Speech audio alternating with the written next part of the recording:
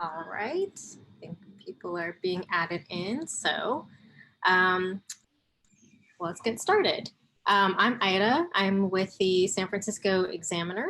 I cover housing and education, but occasionally have chimed into police commission stuff through the League of Women Voters of San Francisco, which they're a nonpartisan political nonprofit that defends democracy. They provide education, encouraging people to vote in elections and participate in government. They also engage in advocacy to influence public policy that benefits the community. And today we are talking with Cindy Elias. She's a commissioner on the San Francisco Police Commission, and she was formerly a deputy public defender in San Francisco as well. So we will just jump right in since this is a relatively short, informational talk. So Cindy, first off, can you just lay out what is the purpose of the Police Commission? Great. First of all, thank you so much for having me, and happy Friday, everyone. The purpose of the Police Commission is to create policy for the police department. Usually their rules and regulations are policies that the Police Commission drafts or assists drafting with the department, as well as community stakeholders. We also are responsible for discipline. There are certain categories of discipline that we handle at the Police Commission. Usually the police chief has the ability to discipline officers up to 10 days. And then if it's over 10 days, then that's something that comes to the Police Commission. Or if the police chief imposes discipline under 10 days and the officer wants to appeal the chief's discipline, then they would bring it to the Police Commission. We also receive discipline from DPA, which is the Department of Police Accountability. They have the ability to file discipline charges against officers, and it is the same time frame, meaning that if it's over 10 days, then it comes before the Police Commission. And so those are the two main areas that the Police Commission or commissioners are responsible for. And how does that tie into the mission of the commission? I think that it ties into the mission because we want to create policy and create a system of discipline that is fair and uniform across the board, and just to make San Francisco a better place. All right. And can you tell us a little bit about the misunderstandings between the commission's role and its authority? You might get some people who tune in who aren't completely sure. What do you mean about what authority we have over the police department? So right. Our authority is, like I said, we write the policies. So the department general orders are the rules that police officers are bound by. And when they become police officers, they have to know all of the department general orders, which are also known as DGOs. So we as a police commission have a very large role in creating those DGOs along, again, with the police department, DPA, and other stakeholders. And those are the rules that the police officers are governed by. Additionally, with respect to discipline, a lot of people assume that we can just discipline officers anytime we want or something when an event happens. And there are procedural processes that are in place for officers that they have to follow before it comes to us. Like I said before, sometimes if an officer is disciplined and it's under 10 days, we don't see it. And the only time we would be able to see it is if the officer, again, appeals the chief's decision. Because if the chief feels that this officer violated a rule and imposes discipline, and say the discipline is 5 days, then we wouldn't see that. Now, if he imposed discipline on this officer for a violation and it was 15 days, then it would be filed with us and we would see that. So he would file a charging document with us and we would then see it. Once we receive a charging document from either the police department, because there's only two agencies that, or two entities that can file discipline against police officers. It's either the police department through the police chief or the Department of Public Accountability, which is DPA. Okay. And if DPA files charges, discipline charges against an officer and it's under 10 days, they're asking for 10 days or less, then that goes to the chief. and the chief, that's within the chief's purview. So then he can at that point say, okay, I either agree or disagree, and then impose whatever amount of discipline that he feels is warranted if it's under 10 days. If DPA files a charge and the discipline is over 10 days, say it's 15, then it comes to us, to the commission. Another thing that I think is important is that we don't have authority to impose more discipline than what's on the charging document. So by law, officers are entitled to due process. And one of the due process safeguards for them is that if a charging document, it has to list the amount of discipline that they want to impose. Meaning if the charging document is asking for 15 days of suspension, then they have to, we can't say, hey, we want 30, or hey, we want more, because again, the officer has a right to know what it's being charged with. So they can't impose more discipline. All right. And let us know, give us some insight into a commissioner's role. Tell us a little bit more about the broader role of a commissioner like yourself. I'm sorry, can you repeat that question? Yeah, you gave us a little bit of insight into a commissioner's role. So can you give us a little more, a broader look at the rest of the role of a commissioner like yourself? So, like I said, in addition to the discipline, we also do a lot of policy work. So we have to we are currently in the process. As you know, the DOJ made 272 recommendations, and some of the DGOs are from the 90s. So these are the rules that the police officers have to adhere to, and they're from the 90s, which are very outdated. And there are several DGOs. So we are in the process of revamping each of the DGOs to modernize them and bring them into the 21st century style of policing. And that is coupled with the 272 DOJ recommendations that were done of the department. So we're trying to implement those as well as revise the DGOs. And part of that process is we do that through, looking at the current DGO, researching how the officers trained, researching how Post is providing them training. We also look to other, counties and sort of what the best practices are in terms of what the 21st century policing is and what good policing looks like. And we try to incorporate those when we revise the DGOs. We also have working groups. So there are DGOs that, for example, the bias working group, some of the members have been active participants in that working group, wherein we meet and we talk about the DGO, we talk about the language, we talk about what should be in the DGO and what shouldn't, why it should be. And it helps form policy and shapes policy for the police department, because remember, that's going to be the standard or the rule that the officer is going to have to follow when it comes to that DGO. For example, bias-free policing. That is a DGO, and it outlines how the department handles bias and how we expect officers to engage in bias-free policing and how we expect them to carry themselves and conduct themselves in certain situations. Another one is DGO that we did was the Investigatory Stops, and that's how police officers stop people when they come into contact with them, either to issue them a ticket, or if they believe that they've been are a suspect in a crime, or how they even interact with victims of crimes. So there's a whole gamut of DGOs that cover how the police department interacts with the public, within the department, and with the commission. So the DGOs cover a whole range of things, and those are the things that we are responsible for writing. All right, and can you tell us a little bit about what it takes to serve on the commission and what the appointment process is like? It takes a lot of patience, which I'm working on daily. It's a never-ending struggle. It takes a lot of patience, but it takes a lot of time. Honestly, I didn't realize how much time being a police commissioner takes. I mean, the amount of reading we do, I would say it's probably like 20 hours a week. We do a lot of reading to prepare for the meetings, to understand the policies behind or the reasons behind some of why certain language is wanted in certain DGOs or certain policies.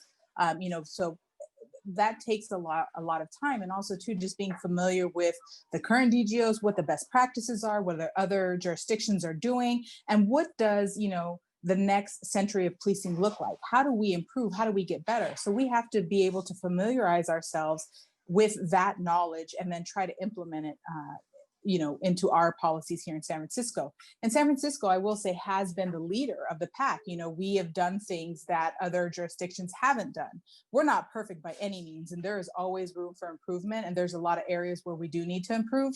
But, one of the things that I think is important to highlight is some of the things that we have done. For example, in 2016, when they revised the DGO on the use of force, banning chokeholds was one of the things that was implemented in 2016. And now here in 2020, we have a governor who's actually signing that ban into law statewide, right? So we really want to try and push the envelope. We really want to try and make sure that we are the leader of the pack, and we're doing things that, again, is implementing and practicing good policing, best practices, and how do we envision what better policing looks like. With respect to the confirmation process, the police commission is comprised of 7 commissioners. Four of the commissioners are appointed by the mayor, and 3 are appointed by the Board of Supervisors. So I was appointed by the Board of Supervisors, and when I was going through the confirmation process, there were 14 applicants for 2 open positions, because our term is 4 years. So there were 2 open positions, and Commissioner Hamasaki and I were selected out of 14. We submitted an application, we met with the supervisors, we provided our credentials. Then we had a hearing. I think the hearing was 8 hours for all 14 of us. And we were grilled. We were grilled by each of the supervisors. They asked us very difficult and very candid questions about what we thought policing looked like, how we would be as a police commissioner, how we would handle certain situations, and what our views were. So there were a lot of questions and interviews that were conducted behind the scenes, in addition to the 8-hour interview session that happened when we went in front of the Rules Committee. And so that is the first step, to go before the Rules Committee, which was comprised of 3 Board of Supervisors. I think the Commissioner Cohen was actually there for my rules confirmation when I first applied to the police commission, and she was there and she was grilling us. I mean, she was very tough on us. She had she was very direct, and she was relentless. So I think that it really did help show who was going to be up for the job and who was prepared to handle this really big task. After the Rules Committee, you then go before the full Board of Supervisors, where they then either pass you or they don't. For the mayors, it's usually the mayor appoints the person. That person then goes in front of the Rules Committee, which is the 3 Board of Supervisors, and then goes through the full board for full confirmation. So that's sort of the process in a very edited version of how you get here. All right. And how can the average San Franciscan use the police commission? And how do they go about doing it, engaging in it in the process and watching your work? I think it's really important for the community to be involved, because, as I mentioned earlier, a lot of the times commissioners, we know what's going on, or we see things because of you. It's because you tell us, you tell us what's going on. You share with us your daily experiences or the experiences you're having, because it's not just our experiences with police officers or what we see them do or how they interact with the public, but there's different perspectives and how those experiences are, and we need to know about that. So I would encourage people to get involved by attending the working groups, attending district station meetings, emailing the commission office, emailing commissioners, and more importantly, come to the commission meetings. It's really imperative that we hear your voice, because it's when we hear your voice, we know what's going on, and it brings about change. I think that a lot of the times people want us to do things immediately. For example, we get at the commission meeting, we hear a lot of people ask about discipline cases. And let me tell you, we want to share that with you. We really, really do. But unfortunately, we can't, because the law doesn't permit us to. So you have to vote. You have to change the law. And that happened somewhat by 1421, right? Because now there are certain categories of discipline records that can be released to the public. And it was because of legislators making new law. It was because, you know, people were contacting their legislators saying, this is what we want, you know, and pressuring them to create laws that would bring about more transparency when it comes to the discipline process. So your voice matters, you getting involved matters, because I am hopeful that in the future, 1421 will be the model for all categories of discipline, because currently, unfortunately, it's only a few categories of discipline that are releasable to the public. But in the future, I'm hoping all of them are, so that we can have true transparency, because I do believe that in order for us to have trust, we have to have transparency. We have to be able to show you, this is what's happening, this is what's going on. Because unless we can do that, I'm not sure how much trust we can build. All right. Yeah, that definitely gets to some of the questions I'm sure people are having about how they can be part of it. And how else can the public support your work in keeping the police accountable and the commission, and you know, go about influencing or changing it? I think you hold each police commissioner accountable. You come to our meetings, you tell us what's going on, you share your experiences, you say, hey, this is what I experienced, or here, hey, this is what I think. You email us, you contact the commission office. If you go to our website, the San Francisco Police Commission website, we have all of the reports, we have all of our agendas, we have all of past agendas of all the work we've been doing. So I think that there's a lot of information on there. So I would encourage people to go and check out our website, because it does have a lot of the reports. Additionally, which I'm really happy about, is I've been working on, you know, the 1421. Not only did I help create the policy with Commissioner Mizuko, but I also was able to help facilitate DPA and the department and the commission to get the records available online. So before, it was just that individual requester who would then request that information, it would be sent to them. But now we have an online portal that DPA released, I think, a month ago, and the commission and the department are, I'm told it's up, but they're fine tuning and tweaking some of the things so that people can actually go to the website and look up discipline records under the 1421 category. So, you know, and so that's stuff I've been working on, but it's helpful, you know, for the public to call and say, hey, this isn't working, or hey, I'm not finding this, or where is this, you know, so let us know and hold each of the commissioners accountable, because I think that, you know, our votes are important. And I think that our vote should be based on what the community is telling us.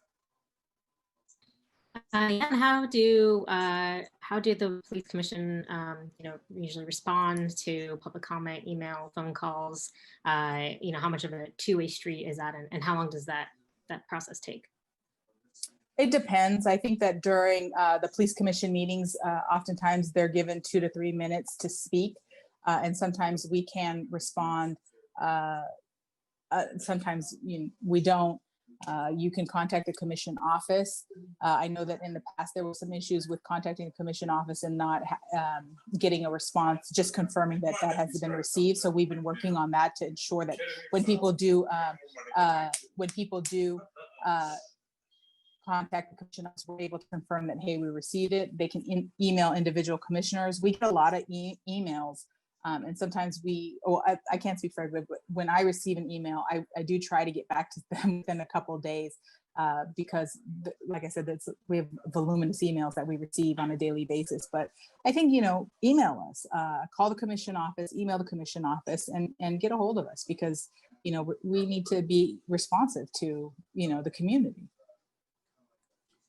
All right. And what reporting does the police commission review, and where can people find it? The chief's reports, DPA reports. Can you run us down? Sure. So there's a lot of reports that we get. The chief's reports, DPA reports, and anything that's on the agenda or anything that we discuss during our commission meetings every Wednesday is on our commission website. And it'll show you, again, it'll break it down into the agendas by date. Like, last Wednesday, this was on the agenda. Here are all the supporting documents. But it also, in the front page, has the initial page has the reports from DPA, their Sparks report, their annual report, all of their other reports. It also has some of the chief reports on there. So you should definitely take a look at that. It has the 96A report. It has the RIPA report, which is the statewide reporting information and statistics. So those are all useful information. And I think that usually what happens is on Friday at noon, the agenda and supporting documents are posted to our website for the following week's meeting.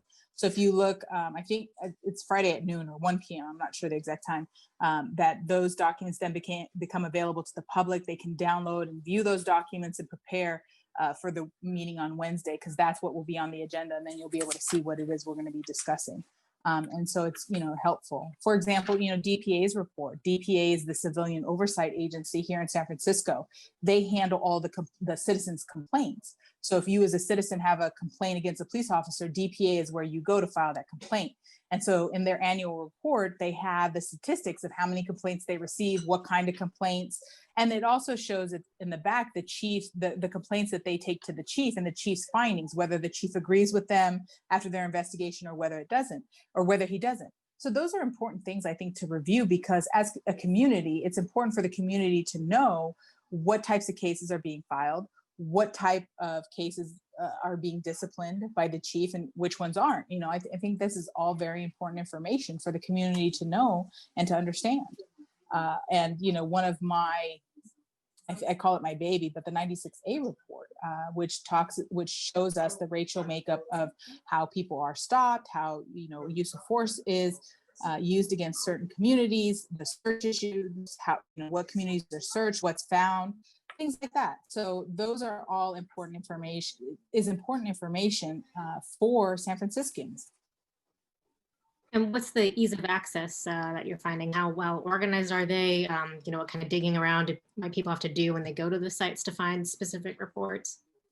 I think that, we revised the commission website. So I think it's really user friendly. I mean, on the very first page, it tells you about the police commission. It lists the reports. And then on the right-hand side, it shows you the agendas, the minutes from past meetings.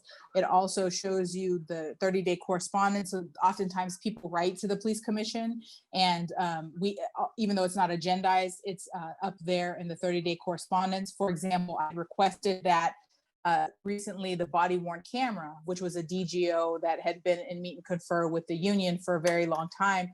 It was finally brought to us. We finally passed the resolution. And I had asked that the POA's attorneys for the POA, they had written the commission a letter, and I believe that DHR had responded, and I asked that those correspondence be added to the 30-day correspondence so that the community knows what's happening. Unfortunately, it's after we had passed the DGO, but I think that, again, transparency is very important. So those are also, I'm being told, being posted on our website as well. So, there's a lot of information there. And if, the community has suggestions on how we can do it better, please let us know. I think that it's very important, the community's input and how do we get better. Mm-hmm. And what is the transparency of, HR proceedings that the commission is involved in the process for? Well, when you talk about HR proceedings, I'm assuming you mean the discipline cases, because that's really the jurisdiction we have. And because of they used to be open to the public discipline cases, the discipline hearings, but because of a case called Copley, those proceedings are now closed. And so that's just the law. But that's why it's important for people to go and, vote and, contact their legislators to enact new laws that, embrace transparency. All right. And what are some of the biggest challenges right now, either for police accountability or the commission or your own personal observations of it? I think there are a few challenges. I think that one of the challenges is we want to be more expeditious in how we move forward, especially with revising DGOs, because it is such a long process and there's a lot of procedures that happen behind the scenes that people just don't see. And it is a very time-consuming process to get these DGOs done correctly and get them up and running and get them before the public. Another challenge is, we are a newer commission in terms of recently we've had 2 members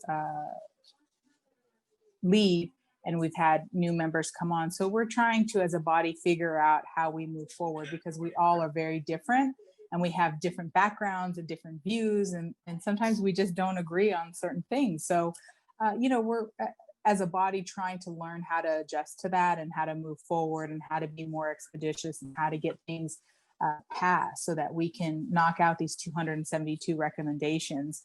And for me, what's very important for me is transparency and accountability. Those are two things that I think that are very important to me as a commissioner, and really do help guide me when I'm making decisions.